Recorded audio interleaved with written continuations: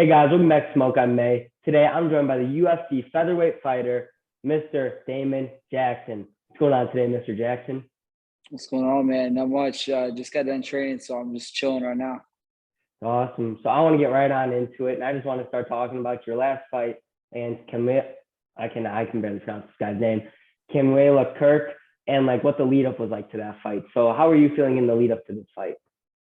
I was feeling really good. I love the grappling matchup in this fight. I know he did have a background in jiu-jitsu, but he was pretty like chill on his back. He wasn't super active, so I knew that if I got the fight to the ground, it was my fight. And so the game plan worked out. It was like that was step for step what we've been drilling, just the whole camp, and it worked out just about as good as it could. Now, do you feel like he wasn't as active on his back is because like he knew your jujitsu and your wrestling pedigree and he didn't want to step into your world?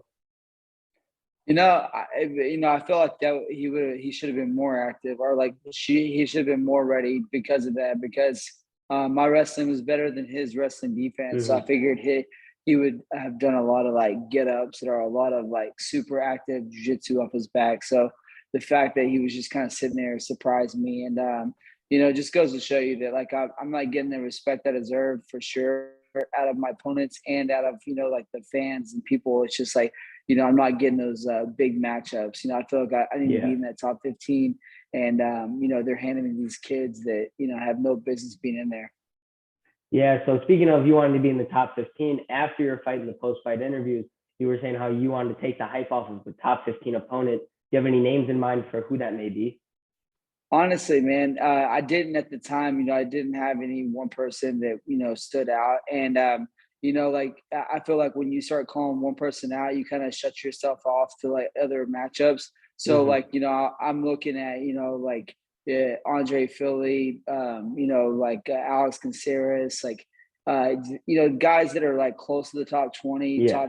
top 15. But that's the thing is that I'm so willing to fight anyone that like Dan Ige, he's coming up here soon. So if his opponent falls out, or the other way around, if one of those guys fall out, I'll be ready to step in on that. And that's just kind of how I am. I've been training. I train every day. I train all the time, and I'm ready to go at any point. So I'm hoping that keeps me in that that call list where they just call me up whenever they need something big like that. So that's the game plan right now, is just to take whatever they give me. But I'm hoping top 15, top 20. Gotcha. So speaking of your training and how you train every day, what's the training camp look like in the lead up to this fight, knowing your guys' jujitsu background and knowing what you know about them? What did training camp look like, and what was the game plan specifically?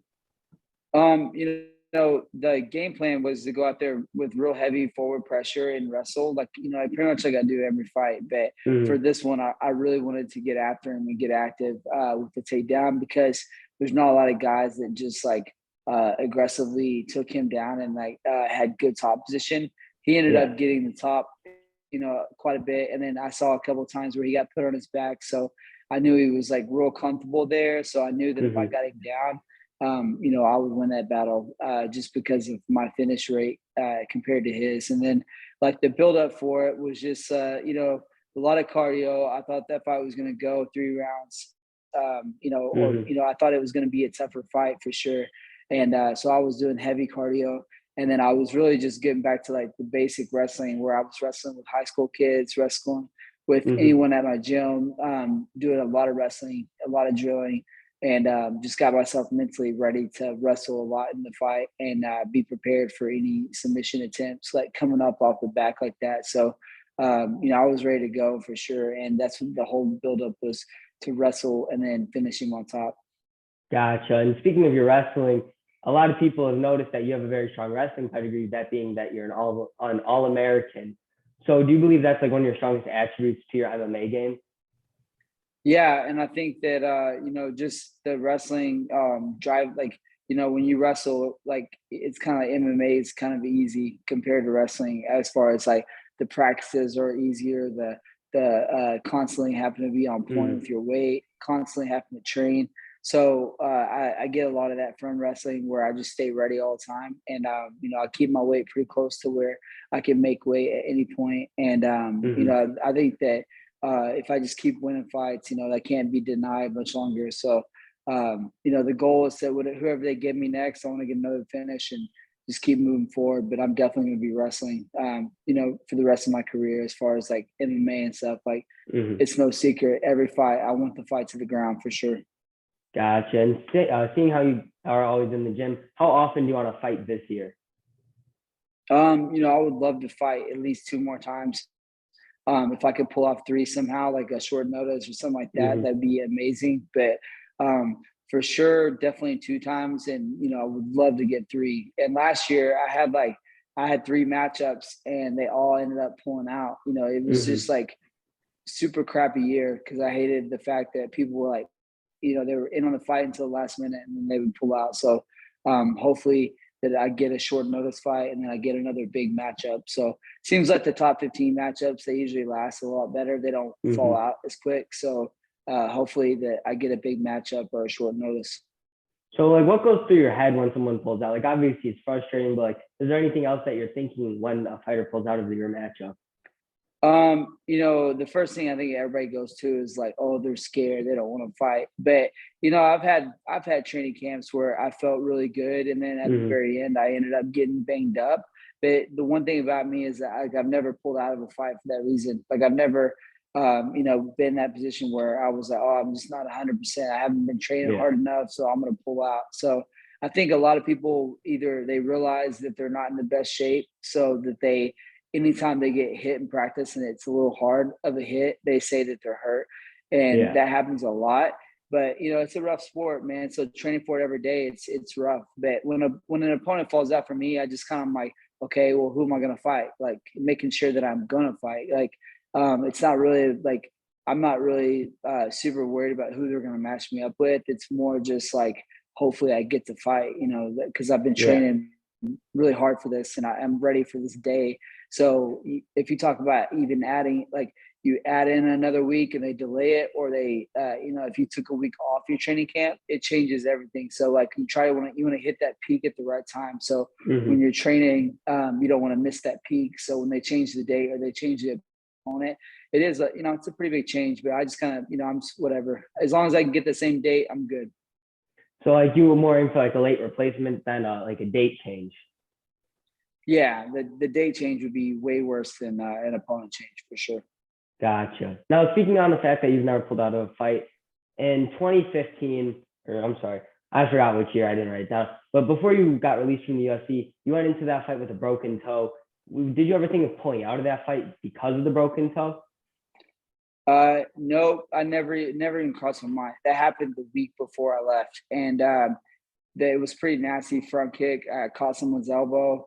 It immediately like snapped and it swelled up. I just pulled on it a little bit and I got it straight, and then I taped a popsicle stick to the bottom of my foot and kept it, nice and tight.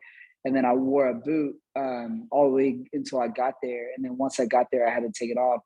But I've had a broke nose going into a fight. I've had multiple cuts going into where I took the stitches out the day that I landed or the day that I was like gonna leave. And I've had glue on my eye going into fights, and I just think it's outrageous the way people pull out. And it's it's just BS. I think that people need to be called out for that, and I think that the contracts, they need to like take a fight off the person's contract if they pull out for if there's no reason, and there's no way they can back it up. There's no way they can say that they had a cut or they got hurt in practice. Like if they can't prove it, it's like I feel like people are just doing that because they don't want to lose the fight at sometimes. But people do get hurt, but it definitely I'd rather go into the fight and go in there and not be 100% than pull out of the fight and lose the opportunity to fight. Exactly. Yeah. So you're saying that it should be like how people, when they miss weight, they get a certain amount of their purse taken away. That if they pull out of a fight, they should like get a fine or something taken away from them. I mean, I don't know. Like it's just like it's frowned upon like for like a day, and then people forget about it as soon as the other person gets a matchup, and then like the person gets like a super favorable matchup because it's a shorter notice for whoever they get. And then they go out there and they win or they do whatever. And it's just like, it sucks for them too. But, it's definitely part of the sport, but I don't know. You can't make someone fight for sure. Gotcha. Now, we were talking about how you got released from the UFC for a little bit. In that time off from the UFC, what evolved in your game that eventually leaded to you getting back into the UFC? A lot of people don't really look at the timeline of that, but like, whenever I started professionally fighting, I made it into the UFC in like a year and a half. Yeah. And so I made it really early on in my career. And before that, all I had was wrestling and jiu-jitsu. So all of my amateur fights were done from me just being a college wrestler. That was it. And I would grapple with this kid that was from Brazil that played soccer at my school. So he showed me jiu-jitsu, and I would wrestle everyone and just sub them. And so when I went pro, I made it to the UFC in about a year and a half, and which is crazy. But I had 9 fights in a year and a half, and I beat Leonard Garcia and then went there. So when I made it in, I really just wasn't that good of a fighter. So the whole time that I was there, I wasn't ready. And then when they released me, I just kept training, and I was still doing my normal thing because I was just now, getting good. That was like 2.5, 3 years into my career. I was just, really just getting started. And so I really didn't even think about it. It was really frustrating at the time, but I didn't think about anything else but getting back to the UFC. It was really just a matter of time. So I just kept my head down, was really working on just being a well-rounded fighter.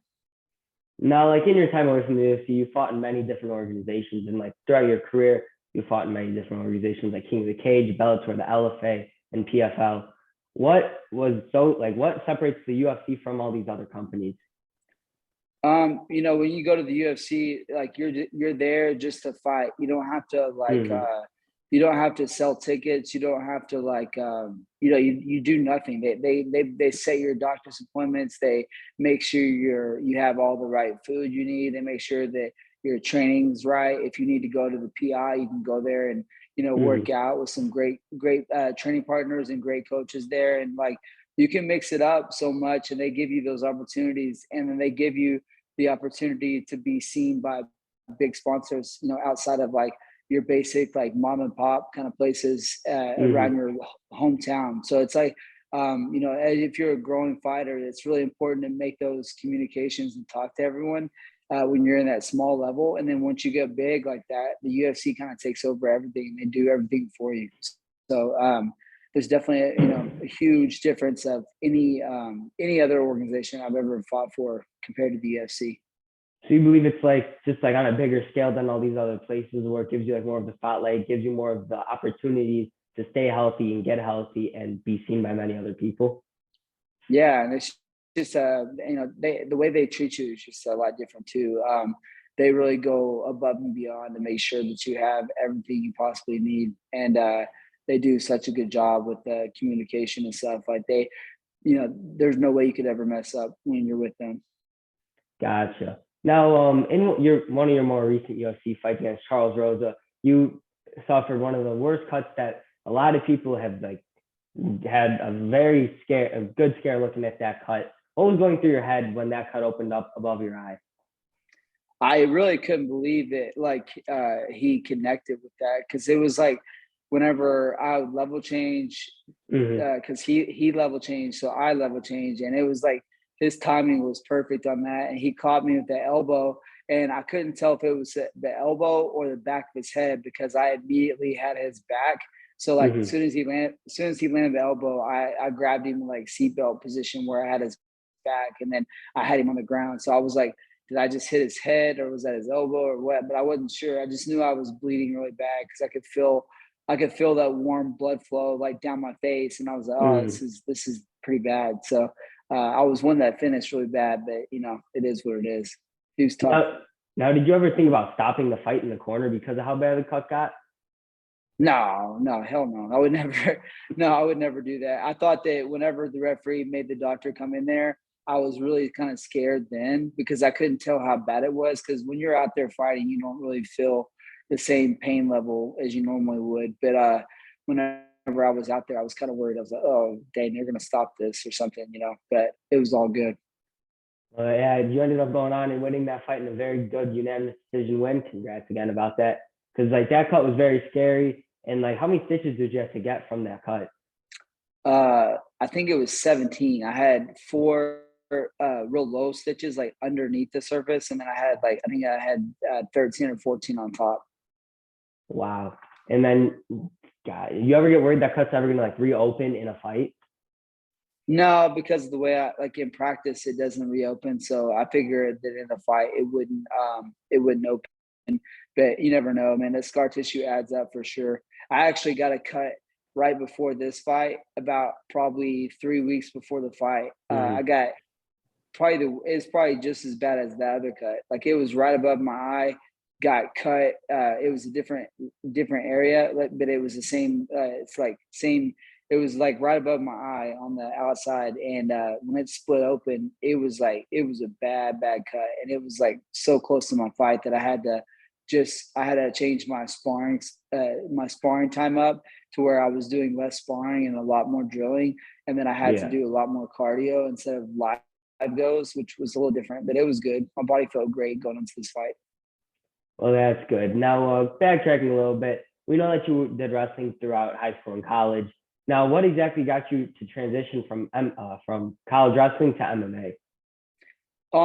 The whole reason I started wrestling in the beginning was because of MMA. Like I started watching the UFC, and the Ultimate Fighter came out, and then at the same time, it was like all the dominant UFC fighters were really good wrestlers. So whenever I saw that my middle school had wrestling, that's why I chose to wrestle.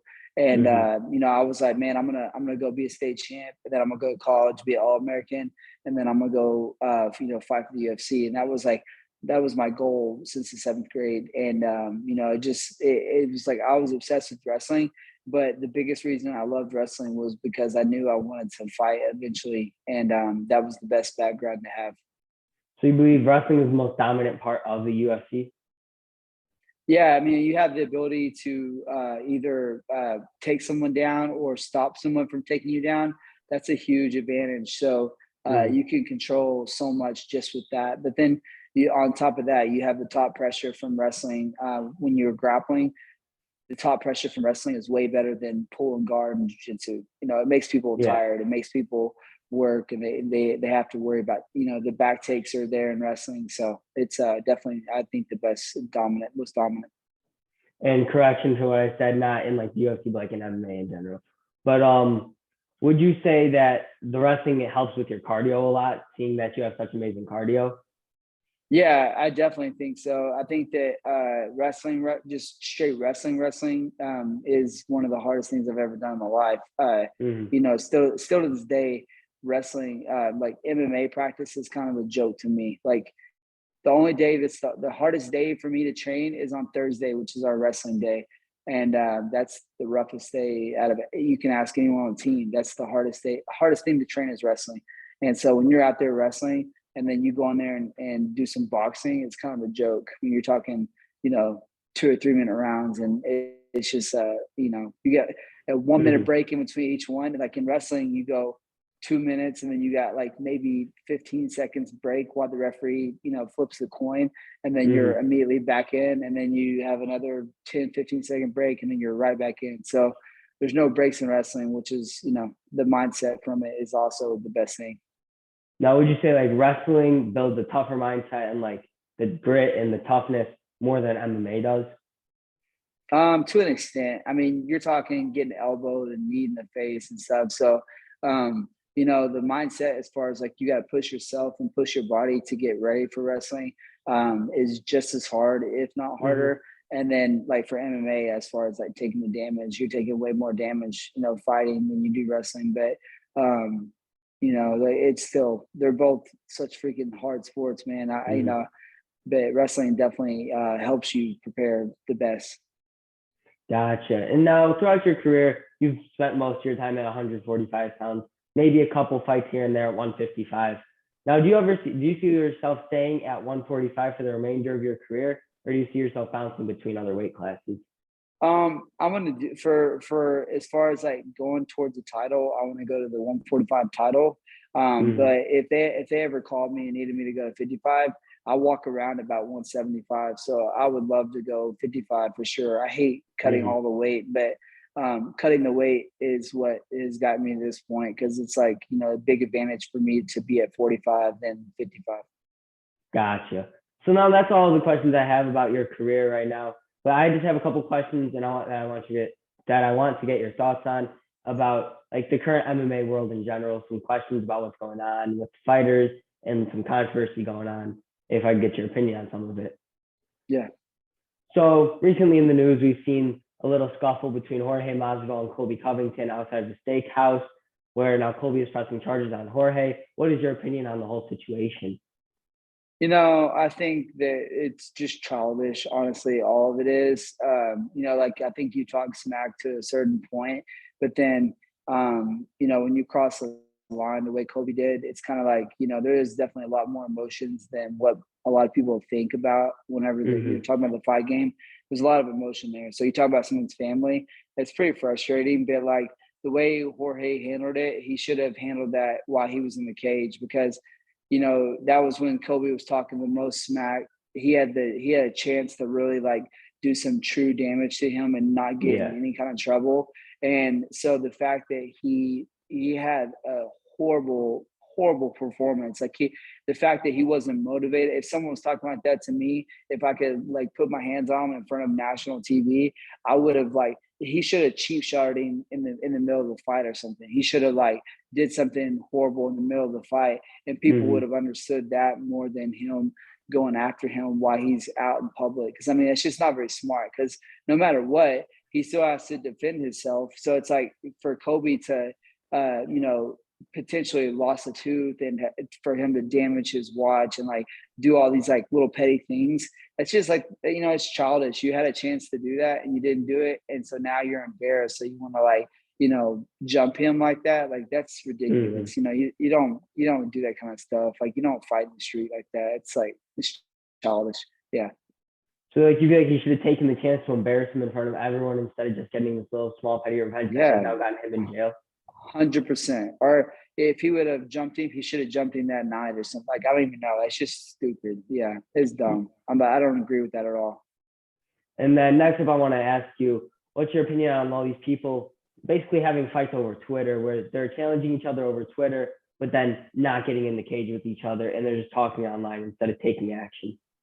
You know, it's weird to me because, like, as a grown ass man, like if I say I'm gonna do something, I'm gonna do it. So, like, for me to Mm-hmm. call someone out, I'm gonna try to fight over it. If they want to fight me, it's like you know, 100% gonna be on. So, for Mm-hmm. someone to do that and then to not back it up, it's kind of weird. But at the same time, a lot of people try to get their own matchups like that. They try to get the hype going, so then they can take that to the matchmaker and they can say, "Hey, everyone wants to see us fight. Let's make this fight happen." So like, you know, I see the business side of it, and then I see like I look at it from just being a you know an adult. It's kind of like hard to watch that and like think that it's real, but it's Mm-hmm. kind of childish to me. But you know, if that's what it takes to get a fight, I guess like I've been that desperate before. That's literally why I made my Twitter. That's why I got back on social media is so that I could have a presence to where you know, just have a voice to where I can like, you know, say something to Mm-hmm. people and get those fights. So you know, I could see it happening, but you know, I don't. I hope I never get to that position. Now, what would you do if someone were to call you out on Twitter? Would you go back and forth on Twitter, or would you just go to the I matchmakers?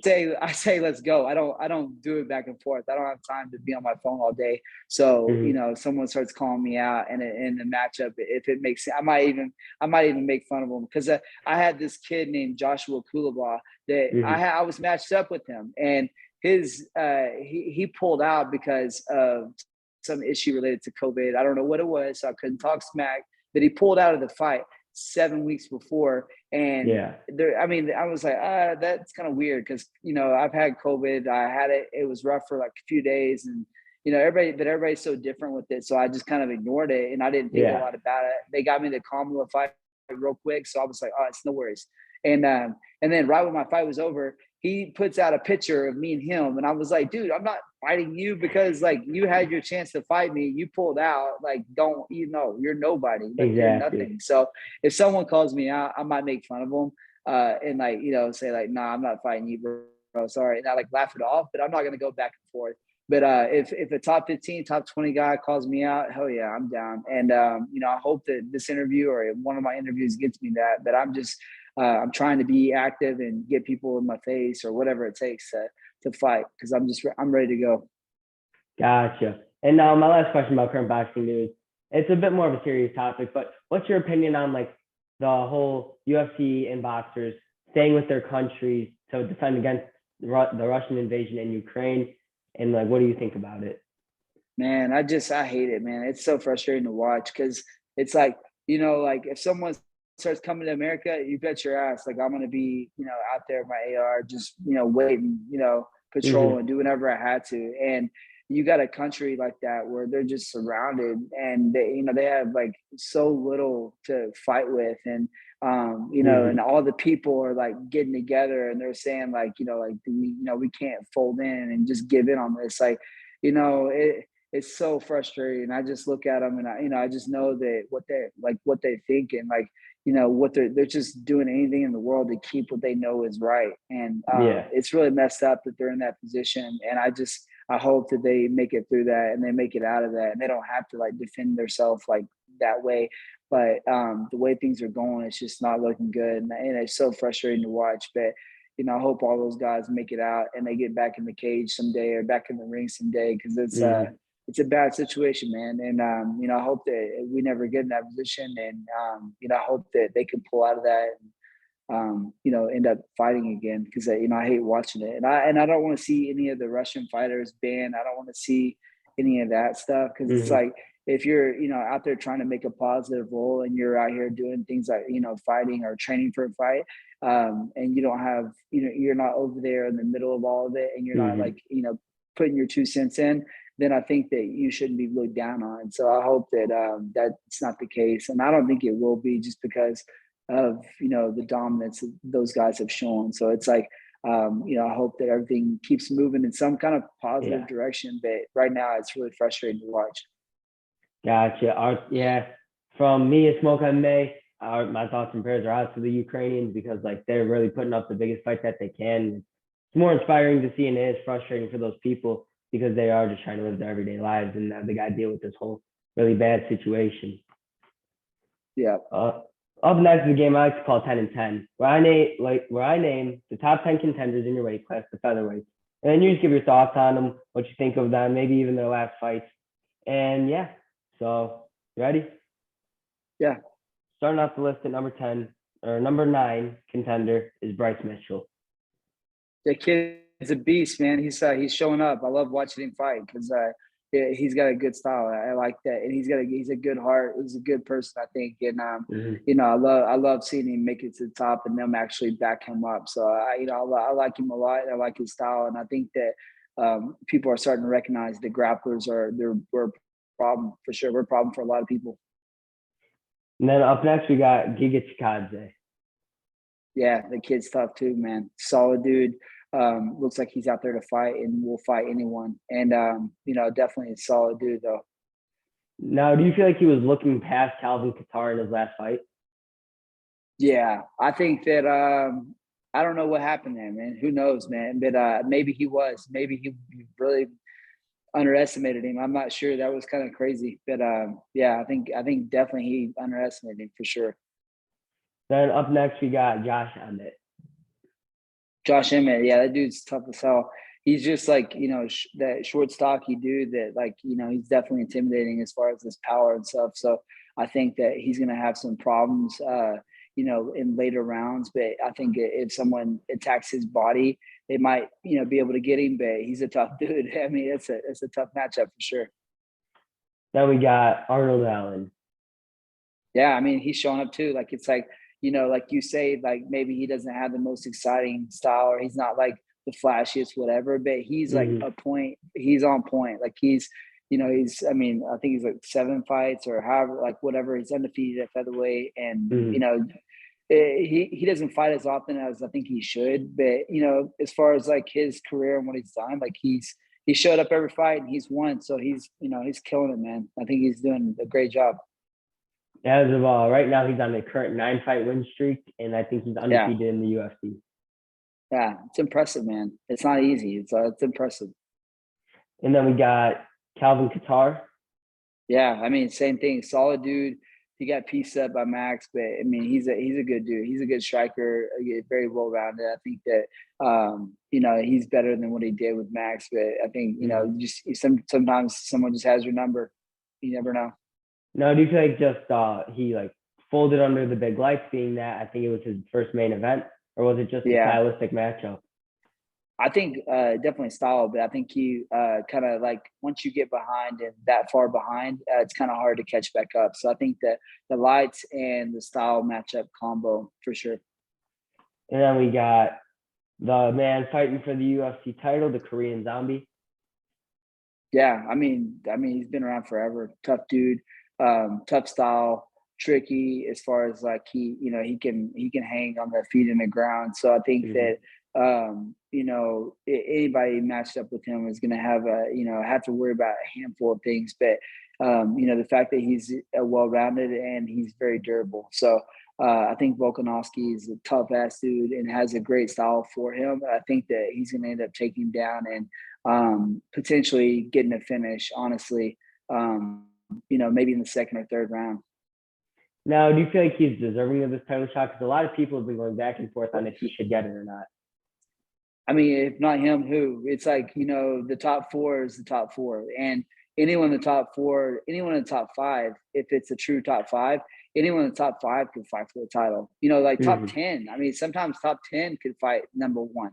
So, it's a tough weight class. Featherweight division is no joke. And, I think lightweight division is the same thing. And it's like everyone in that top 10, they're legit. They could show up one night and be the winner at any time. So, I think that he's definitely deserving for sure. And then we got Yair Rodriguez. Yeah, I don't know about that. I don't know. What is he? What is his rank? He's currently number 3. Number 3, yeah. I'm not sure about that. I think that he's definitely tough, but I think if Josh Emmett got a hold of him, he would be in trouble. So like a good aggressive style wrestler got a hold of him, he would be slowed down and he'd be in trouble for sure. I think that he's definitely exciting to watch, and he's a great, point striker. He's got really flashy stuff too. So he's a good fan favorite and he's good on the feet, but solid wrestler might give him some trouble. So he'd be because in his next fight, he's supposed to be matched up, or he's been reported to be matched up against Brian Ortega. Do you feel like the grappling of Ortega is going to overwhelm him? Yep. And I think that Ortega might actually drop him. I think he's going to be so worried about the takedown that he ends up dropping his hands on a takedown defense, and then Ortega, clips him with the TKO or with punches to a finish with the submission. And speaking of Brian Ortega, he's next on the list, number 2, Brian Ortega. Yeah, dude. I mean, he's tough, man. When he first made it in, I was kind of like, oh man, who is this guy? Why are they pumping him so hard? But he's legit, man. He's there. He's there to stay too. I think he's he's pretty young, so he's just now really getting into his own career and his own style. So I think he's here to stay, and I think he's a great grappler, great striker. He's very smart. He has great game plans, and I think he sticks to it well. I can see him being a champ for sure. And then we have Max Holloway. Yeah, Max. I mean, he's a freaking beast, and his boxing is unbelievable. And his just head movement, his everything is he's a solid dude. He's fun to watch for sure. And I think that he could definitely, he deserves to be there for sure. And now, who do you think is the best boxer in the UFC? Because there's been a lot going around between many different names, but who do you believe is the best boxer? I mean, he's definitely on the list. And then, I don't know, there's bits and pieces, the boxing defense, you go back and forth. You could say that, that bounces around, but it's as far as that brawler tough guy used to be Nate Diaz, but I think he's kind of losing that. I think that Max Holloway definitely, his head movement and his he pieces people up with good 1-2s and good single shots, and he moves well. And then combination wise. Like, it's like you could get into the argument of the style from each one of them. But there's some great boxers, but he's definitely high on that list. And I love watching him fight for sure. Like I'm a big fan of MMA too, outside of my own, my own fights and my own camp with all my teammates and stuff. I love watching fights. And he's definitely an exciting guy to watch. And then the number one, the champion right now, Alexander Volkanovski. Yeah, dude's a beast, man. He's a real deal. He's there for a reason. He's whoever fights him is gonna be it's gonna be a rough night for sure. He's a tough dude. Great mindset. I think he's definitely well rounded, and he'll be a problem for every person's style. And like you see, like he's a solid dude for sure. Well, that wraps up our 10 and 10 list. Now I'd just like to transition to get some of your predictions on some upcoming fights. All right. All right. So starting out the list, we have Kai Kara-France versus Askar Askarov. I think I had what is that? Is that 205er? I'm trying to think. No, they are flyweights. I think number 6 and number 3. No. That's right. Yeah. No, that's gonna be a banger. But I was trying to remember who I had picked for that because I hadn't watched a lot of their fights. I think it was Kai Kara. I think I saw that he was like. I think he ends up losing that fight. Mm-hmm. Do you feel like it's just like the overall roundness of Askar Askarov, or what do you think is going to happen in that fight? Well, honestly, I hadn't watched him enough before the UFC. So whenever he fought on the UFC card, I haven't really paid the most attention to him. But then I looked back at one or two videos, and I think that just the overwhelming that pressure. I think he'll catch him. And then we have that one already happened. My bad. Then we have Chris Daukaus versus Curtis Blaydes. Curtis Blaydes, man. I think he's starting to kind of come into light. He's like piecing his wrestling together with his boxing and everything. So he's a solid dude. I think Blaydes has that. Then we have Then we have Gilbert Burns versus Khamzat Chimaev. I think that Chimaev, dude, he's the real deal. I saw him at the PI when I was there working out, and he's a big ass dude. So, I've never seen Burns up personal, like up close, but his wrestling is just unbelievable. I think he ends up pressuring him, and I think he ends up breaking him, and I think he ends up finishing him, towards the end of the fight. I don't think it's going to be a fast finish at all. I think he's going to wrestle him, and he's going to beat him down a little bit, and then he'll get a finish. But I think Burns is in trouble. So you think he's just going to break him down over the span of the fight and then finish him at the end? Yeah, I think the pressure, his wrestling is just unbelievable, and his size he's pretty big ass dude. So I think that he'll definitely have pressure and break him with that pressure. Gotcha. Then we have Piotr Jan versus Aljamain Sterling too. But I kind of go back and forth about this Sterling guy, but he's a champ, whatever. He got to the title fight originally with his skill. I hope that the fact that he's a champion because of all the eye poke, what was it? I forget how he got DQ'd. It was the knee to the ground opponent. That's what it was. Okay, yeah. And so the fact that he won that title in that way, it's so frustrating for everyone, but for him, it really sucks. But I hope that he shows up and proves himself, whatever. But I'm not sure he's the better guy. I think that he's definitely going to have a hard fight, but he deserves to be there for sure. He's definitely either number 1 or number 2. So both of those guys are solid, but I think he's in trouble. Gotcha. Now we just touched on it a little bit, but Alexander Volkanovski versus the Korean Zombie. Yeah, I think the Korean Zombie is a tough dude, durable, great and everything. But I think Volkanovski wins that pressure, top control, submissions, and ground and pound. I think he's gonna get that finish. Do you think he has things that the Korean Zombie hasn't seen that he's gonna shock him with? No, I don't think I think he's definitely seen it, but it's just like you can see something however much you want, but at some point in time, you got to go skill for skill, and I think he's got the better skill. Gotcha. Then we have Michael Chandler versus Tony Ferguson.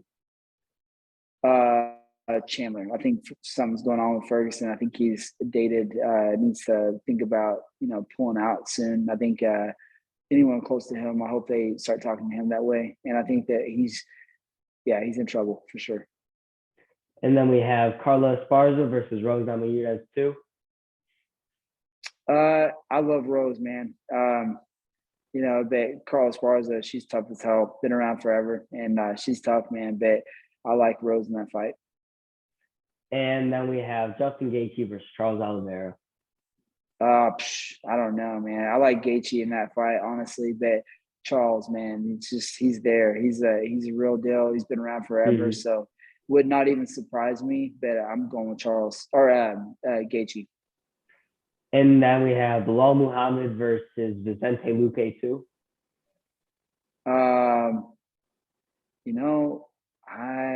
not really sure about that fight. I haven't really paid attention to either one of them too much to give you like an honest pick on that one. That's all right. And then we got nothing else. That's all I got. Then there's one more question for you. I got, who is your top 5 pound for pound MMA athletes of all time? John Jones, George St. Pierre. BJ Penn back in the day was pretty awesome. And then Matt Hughes back in the day was pretty awesome. I think it's just the styles changed so much, so it's hard to pick that out. But I think that Kamaru Usman obviously is in there. It's like you got all these guys that are so good now, but like back in the day, those were my fan favorite kind of things. And, style-wise, it's who I looked up to. Gotcha. All right. Well, that's everything I got prepared. Thank you so much for doing the interview. Is there anything you want to say to the people watching this video? No, man, I appreciate the support. You guys support the channel, and I love seeing that you guys active like this, and I try to be more active on my social media. So definitely hit me up sometime. Thank you so much, Mr. Jackson, again, for doing this interview with me. And thank you again for doing it on switching the days. That's, again, my bad, but thank you so much. And yeah. For sure.